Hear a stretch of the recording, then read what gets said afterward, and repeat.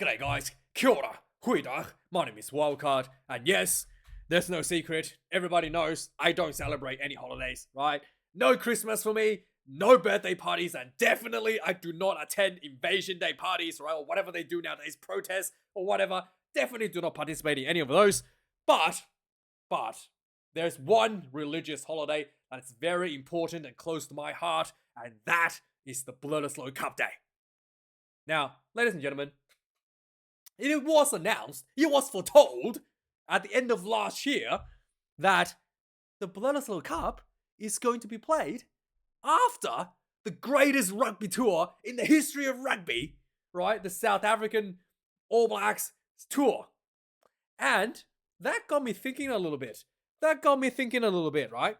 So, if you could imagine, the All Blacks has to travel to South Africa in a completely different time zone to play probably one of the most brutal, 3-test series ever in the world against the world champions, right? And then travel to America for the 4th test, for money, obviously, and then fly all the way back to another complete different time zone to New Zealand to play and prepare and play for the Wallabies. Now, call me crazy and call me whatever you want. I do think that knowing Rassie Erasmus, knowing how much this means to the South African fans and the players, I think the All Blacks are going to return home a little bit tender. And maybe a little bit jet-lagged. So, the Bledisloe Cup at Eden Park might be history-making day. Might be the first time the Wallabies are going to finally be the All Blacks in my life at Eden Park. So I had this plan to go to Eden Park this year. Now, just a little story time, right? Let's talk about what's happening around the world for a minute. So as you know, and everybody knows, about 3.5 months ago, there's a Mr. Somebody that we shall not name, but you know who, in the United States, started a little military operation in the Middle East, and the oil price has gone through the roof, right? And I kid you not, on the day that it was announced that this, the war started, I panic bought flights to New Zealand. Okay, so I bought my flights to New Zealand 3.5 months ago, and the Bledisloe Cup tickets only just released today, this morning. And, okay, so, imagine being me, right? Bought my flights without the tickets, and now, recently, there's a lot of news coming out of New Zealand saying that, like this, right? Ticket sales has been bloody great. We've been selling out Christchurch in 20 minutes. The Hurricanes are playing this weekend at the Tin Can. Apparently they sold out like 20,000 tickets. They sold 20,000 tickets. It's like 40,000 seats in like 10 minutes or 20 minutes or something. And I'm just sitting here going, oh my goodness. I better get a ticket for the Bledisloe. So the tickets was going to release at 8 o'clock in the morning here in Australia, 10 o'clock New Zealand time. I had my alarm set. I came out to my computer and I started hitting the refresh button, right? On the official, ticket page. And on the dot of 8 o'clock, I hit refresh. This city map popped up for me. And I kid you not, when this was popped up, all of these down the bottom, most of these were grayed out. Grayed out like this, like it's been sold out. And then I clicked on these sections, and you can see all the sections look like this, right? Pretty much it's like all booked out except for like one seat. Every section looked like this. And I was like, holy moly, this is gonna sell out. And they just released the tickets and it's already like booked out. So I panic bought the best available and called it a day. And I was like, thank God. Because the last thing I want to do is fly to New Zealand and not have a ticket to the Bledisloe Cup. So I was like, thank God, I got that sorted. And then I started preparing to make this video. And I thought I'd just show everyone how quickly, like, I'm like, oh my God, guys, I'm going to show you in this video how quickly the tickets are selling out in New Zealand. And turned out, when I checked, whatever happened, when I clicked on, the City Mac at 8 o'clock this morning, there was a glitch in the system. Turned out, there's just seats still available everywhere. Like, all of these were, like, sold out pretty much, like, 1 or 2 left when I clicked this morning. And now, all of these are available.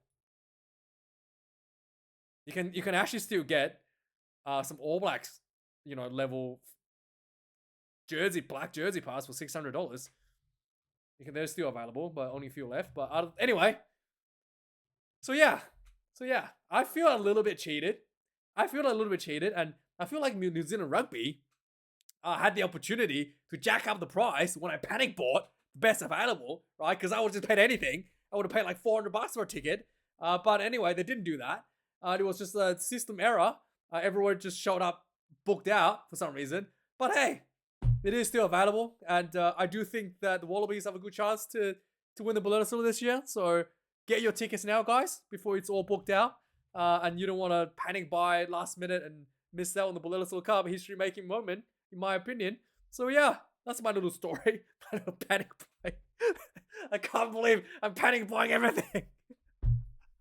Oh God, I'm panic buying everything. Anyway, at least that's sorted. And I've got my Bledisloe Cup ticket. And hopefully, if you guys are going to be attending, I'll see you there, okay? I'll see you guys there. Anyway, moving on. So yeah, Super Rugby has been doing pretty well. Some good sales for the tickets for Super Rugby in New Zealand. The good thing about the ticket sales is the ticket sale actually goes straight to the clubs. They don't go to New Zealand Rugby, so there will be a lot of that money going straight to the clubs for development, and that also takes a lot of burden out of New Zealand Rugby to like kind of like fill up refill the club's coffers. When they run low on cash, sort of thing. So yeah, it's good news for the club, and always good news to have a big crowd turning up, feel the atmosphere, and just good sight to see in New Zealand. So yeah, the ticket sales are good for New Zealand, and big news as well this week, probably the biggest news from New Zealand, is that they've managed to solicit the help of Tony Brown. They managed to sign him up for 2028. So after the next World Cup, he will be leaving the Springboks and steal everything, right? For the All Blacks. Now, obviously, he's not going to steal everything, but he's going to be able to learn a lot of the stuff. He's going to learn a lot of stuff that Rassi's doing. He's going to learn some of the strategies, how some of the stuff that he's not going to take the hard drive or anything, but he's going to be able to recreate a lot of the information that he's been there at the Springboks. Once he joins the All Blacks, and that is going to give the All Blacks a little bit of an edge, in my opinion. And the All Blacks have been talking about getting him for quite some time, even potentially wanting him to be the head coach to replace Razor. There was some talk when the Razor got fired, but yeah, he's not gonna tear up his contract with the Springboks, but yeah, he is going to be joining the All Blacks in 2028. And if you're South African, you're feeling a bit cheated, but hey, look. Jack Nienaber is coming back from Ireland. He's gonna have information from that. So yeah, there is gonna be a little bit of information. I think inside information being distributed. But it's just the way it is. It's just the way it is in the world of rugby. And you just have to one thing you have to say, everybody can agree, Tony Brown has done a fantastic job for the Springboks, right? Especially when they've got like Sasha Feinberg in the group. And just look at how much man in the box improved in recent times. And just like the decision making and, the overall attacking has just been way more dynamic now for the Springboks. And they've pretty much moved away from that just goal kicking and, box kick, goal kick, box kick, penalty milking style. So yeah, I think that Tony Brown has done tremendous work for the Springboks. And he's passed along a lot of that knowledge to the Springbok team, especially some of the younger players. And I think that's going to pay dividend even after he leaves the team for a very, very, very long time, after the World Cup 2027. So yeah, I think he's already if he's done his job right, the Springboks will be able to move on without him. anyway. So still pretty big news here for both sides of the both countries actually, for South Africa and for Australia. The Samar Murat has been dropped from the Springbok team due to an injury. He did get a yellow card on the weekend. We'll talk about the URC semi-finals in a minute. But yeah, he's been dropped. Rasi has announced a training squad essentially, or basically the preliminary Springbok team that's going to be preparing to play for against Zimbabwe and against the Barbarians. So this team with 21 uncapped players are going to be mainly focused in those two test matches. And then when the Bulls finish the URC, they will be joining the team, and there will be a complete different squad being announced for the England match. So don't worry too much. Don't let the 21 uncapped players fool you. It's basically every team except minus the Bulls because they're still in the final. But pretty big players in here as well. Pretty much everybody you would expect is here. And there's still some players coming from overseas as well. Like I think Luke Diacha is going to join, and he's still in Japan or just finished in Japan. So that's going to be, potentially be announced in the team.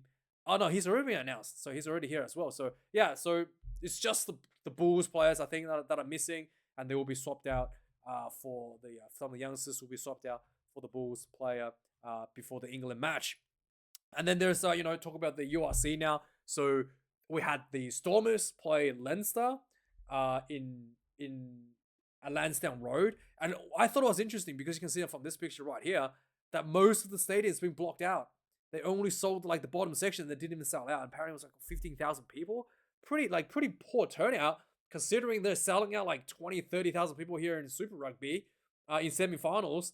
It's and it is interesting how that's this is just me. I thought they usually sell out these stadiums, especially like maybe that's just Champions Cup. Maybe that's not not URC. Maybe it's the Champions Cup games.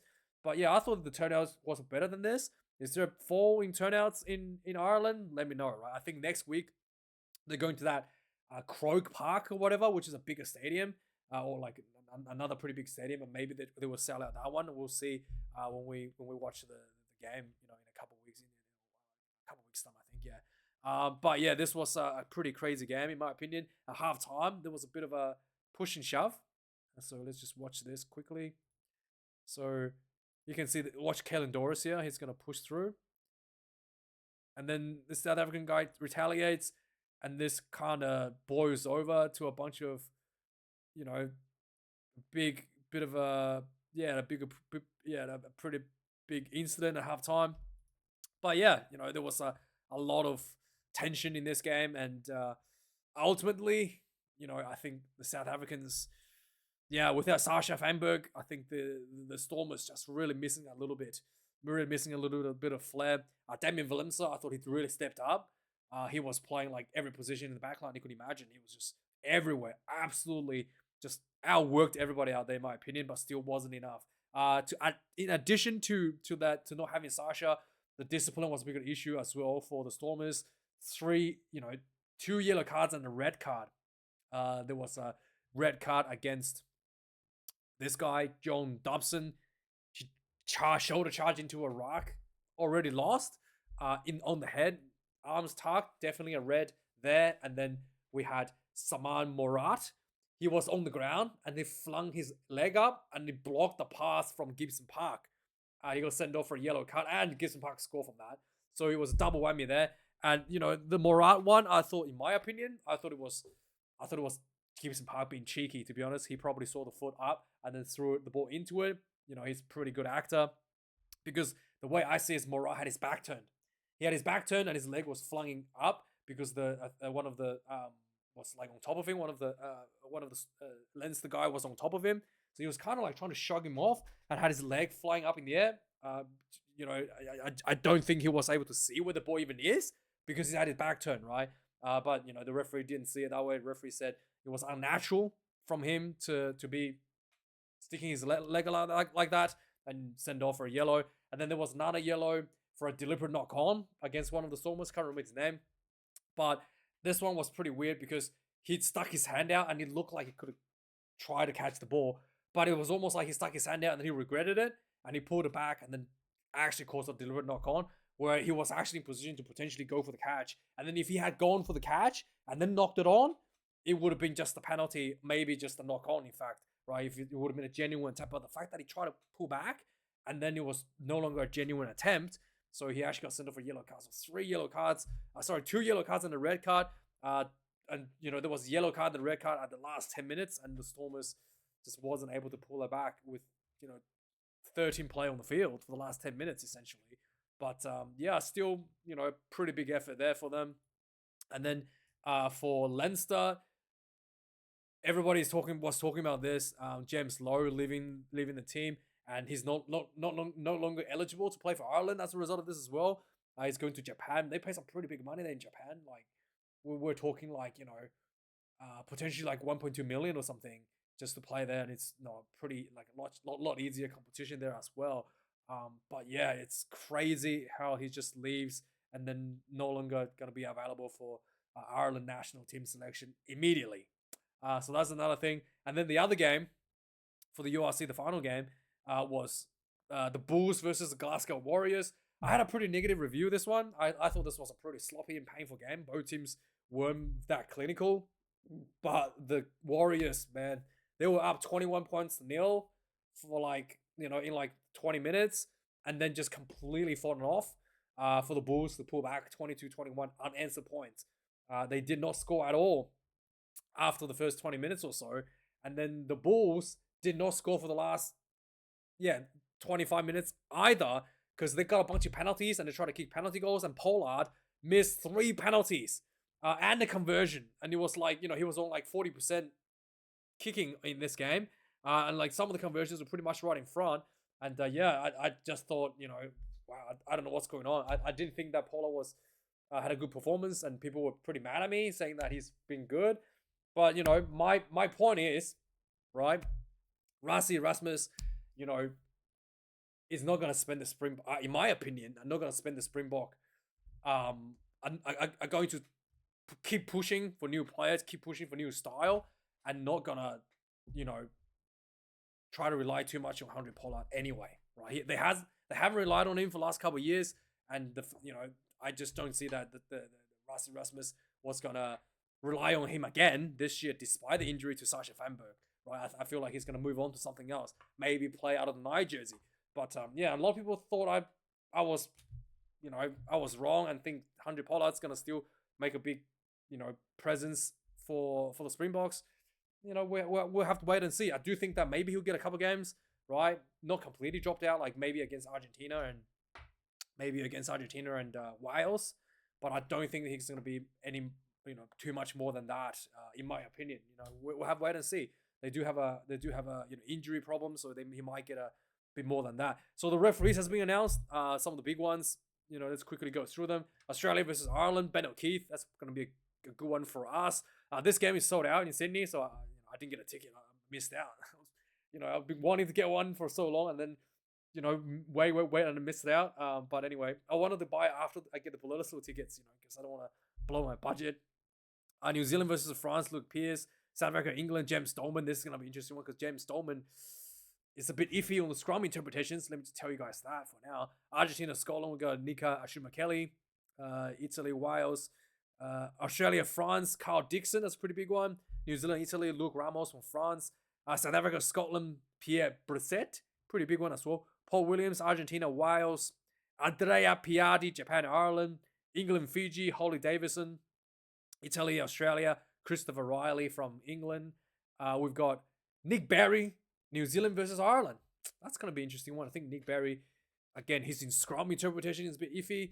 Might benefit both teams, because both teams like the boring on the looser side. We'll see how this one go. Who's going to get dominance asserted there?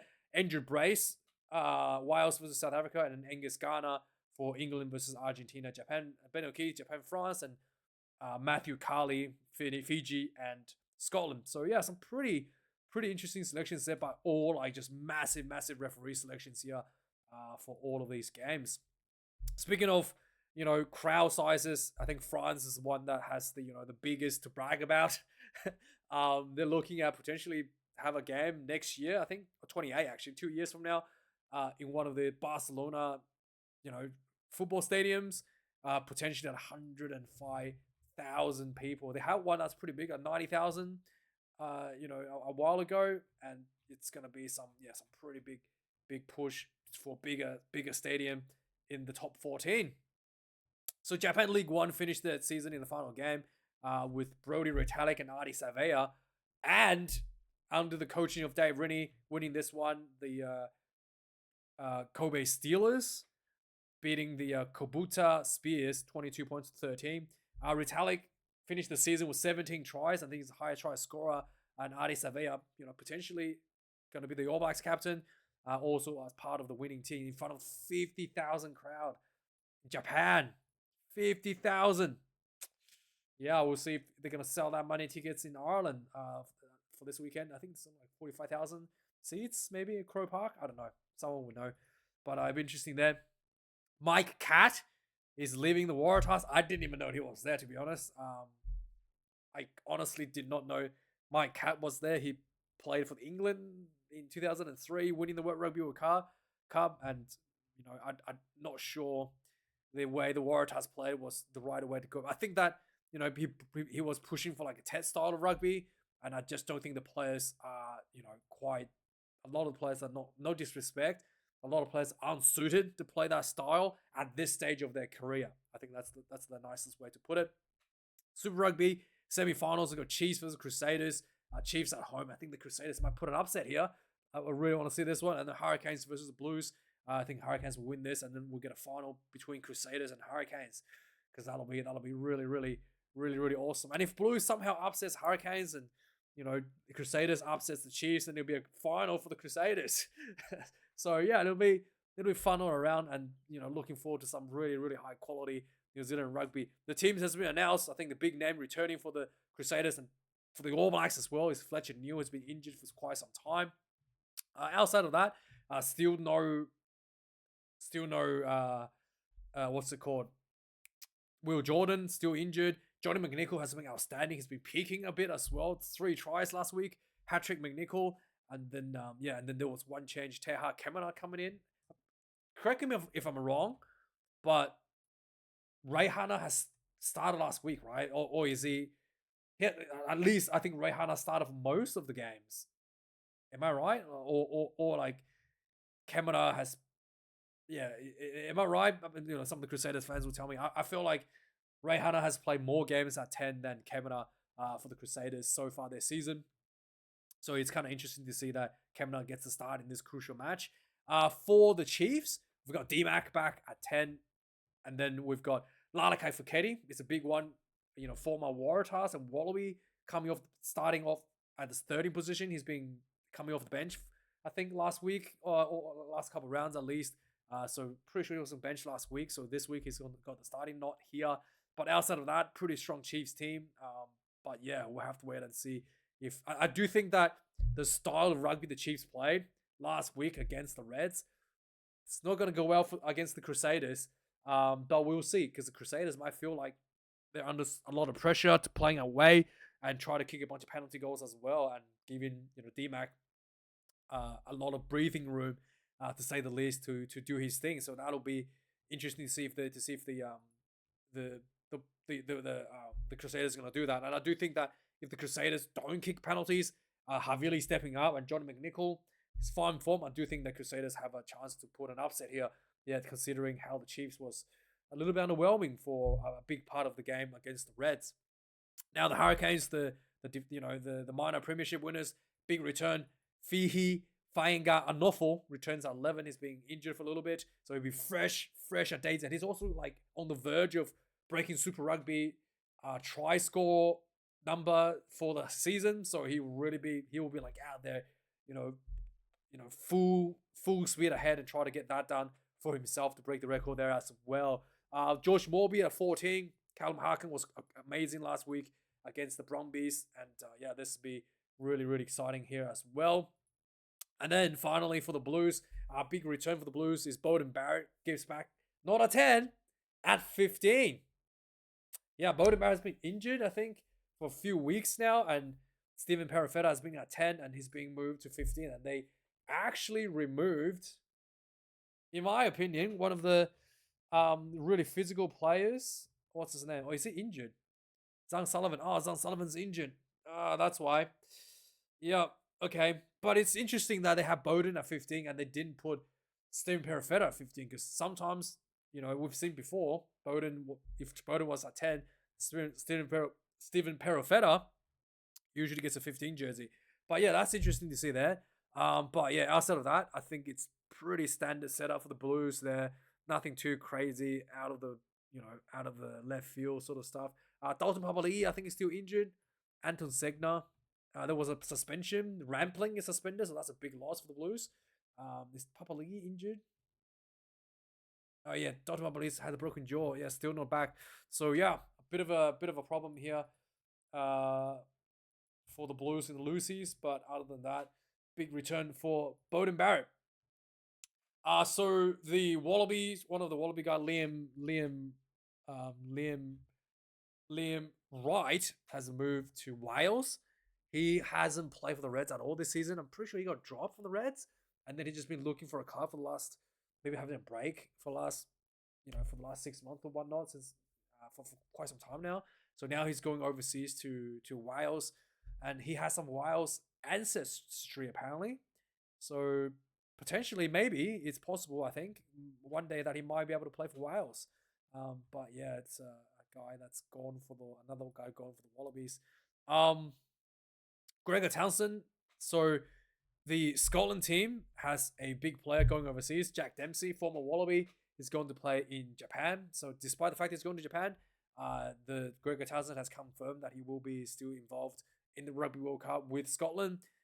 Tom Savage has moved to Worcester Warriors, obviously with Moana Pacifica going under. And then finally, Gareth Anscombe is looking for a club to finish his career. He's looking for one last season. But yeah, maybe he could consider,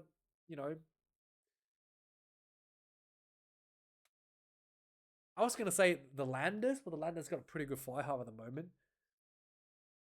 Yeah, it's pretty filled up in the Super Rugby in terms of fly half. Yeah, I don't know if I was wondering if he was going to be able to come to Super Rugby, but maybe at the Waratahs, maybe. Yeah, don't know. But anyway, that's the news for this week. I don't want to talk about the results for the Australian sides, and yeah, get your tickets. Not sponsored by New Zealand Rugby, but get your tickets to the Bledisloe Cup because I do think history will be made here. Thanks for watching. Like, comment, subscribe, and see you guys this weekend for the reviews. Cheers.